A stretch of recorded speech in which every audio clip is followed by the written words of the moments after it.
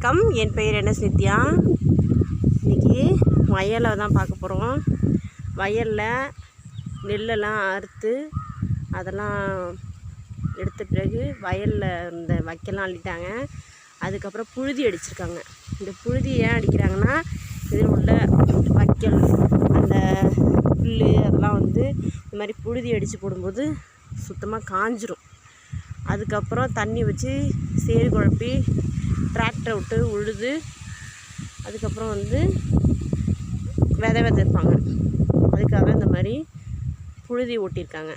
இந்த புழுதி ஓட்டி ஒரு வாரம் கிடக்கும். அப்படியே இந்த புல் வைக்க எல்லாம் காஞ்சிரும், செடியெலாம் காஞ்சிரும்.